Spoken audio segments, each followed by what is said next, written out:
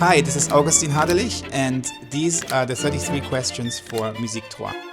What's the hardest concerto in your repertoire? That's also hard to say.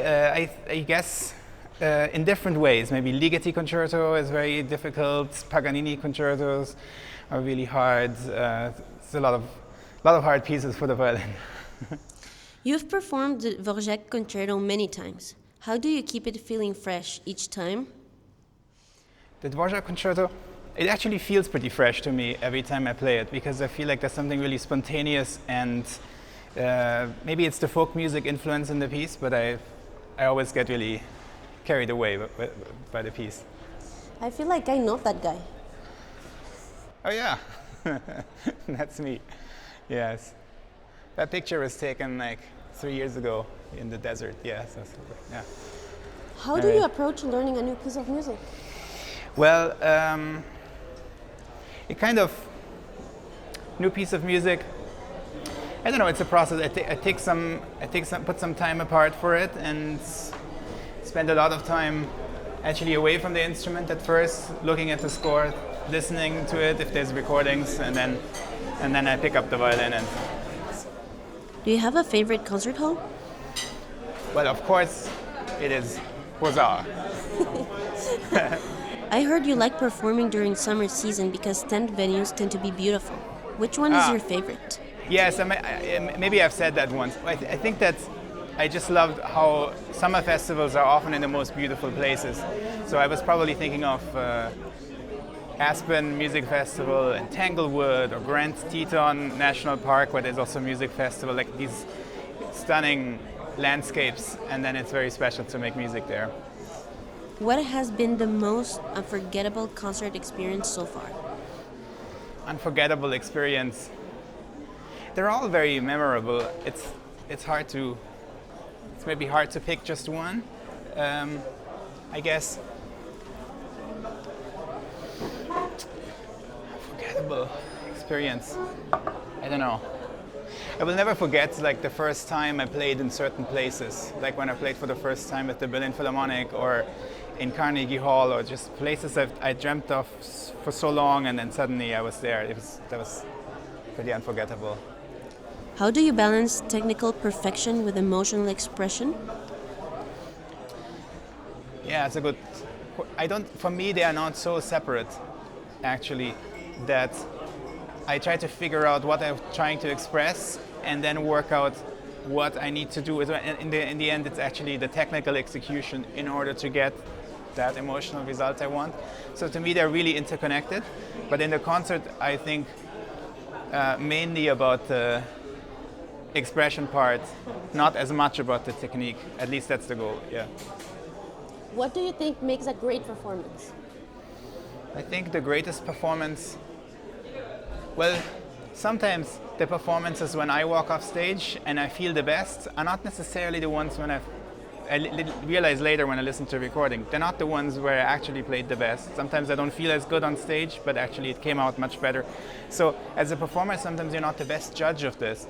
But I think the best performance when I'm listening is one in which the character of the piece really comes to life and you really are living the piece. So that's, I think, the goal, yeah. What role does silence play in music for you? I think silence is incredibly important in music. I think that the spaces between notes and the rest are an important part of the music, and this is something when you get older that becomes, I think, easier to do, to find time in a performance, to wait for things, to really let the silence speak. Whereas when you're young, your heart beats so fast, you're so excited, you're sometimes impatient. So it's something that I think I've gotten better at. But ultimately, there are certain silences in famous pieces that are really, really powerful as the notes around it, I think. Is there a composer you feel especially close to, and why? I feel really close to the music of Bach, but also, I don't know, there are so many others. Beethoven, Mozart, so many, Schubert. I can't pick just one. Do you believe music can change people's lives? I don't think that music can, bring world peace or somehow, solve the world's problems, but I think individually, for an individual person, it can change their life for the better. And I believe that with great pieces of music, for the time you put into them, listening to them, you get much more back. What do you think is the role of classical music in the 21st century? Yes, I think that the role of classical music hasn't necessarily changed, because it still has the same power to move people and for people to get inspiration and hope from it. So I think in a way, it's, even though we will listen differently with different mediums, maybe in different settings, but I think ultimately the role of music is actually the same. What makes you hopeful about the future of music? What makes me hopeful about the future of music is actually that I think that there are more people, just in numbers, listening to classical music than ever before, probably. And that music is also so accessible for anyone, anywhere, without necessarily needing to live in a big city with next to an orchestra or next to a concert hall. And so that makes me hopeful that music will remain very important. Do you notice differences between audiences in Europe, the US, and Asia? Maybe in how they respond or applaud? Yeah, there are these funny regional differences that in some places people like to stand up after performance, in other places they stay seated. I feel like in Germany audiences clap for longer, whereas in America they are often if they're enthusiastic, they get up on their feet, but then the pause is actually shorter. And in some places they do this rhythmic clapping. So some differences regionally, sort of in the customs, maybe. Yeah, but ultimately, it doesn't. During the performance, I don't feel such a huge difference. I feel like when a performance is going well, the collective of the audience feels the same to me. Live performance or studio recording? Why do you think both are important? I think that what's special about a live performance is that there is a certain excitement that happens in a concert that can be captured. Somehow things are a little more intense. Sometimes there's a special kind of momentum, and when that can be captured in a live recording, that can be very special. But there are also many things that can only be done in a studio recording when you have more time, particularly when pieces are very complex. What's your latest recording? My latest recording is an album of American music that came out last year. Yeah, there it is. There it is. It's called American Road Trip, and this is probably the most fun I've had recording any of my albums. I see they have also some of my previous CDs here, which is nice. Yeah. Nice to see, yeah. Maybe can you sign it for me? Sure, if you have a pen somewhere. I think he's arriving with the pen. Yes. Yeah. Okay, great. All right, I can do it. Okay.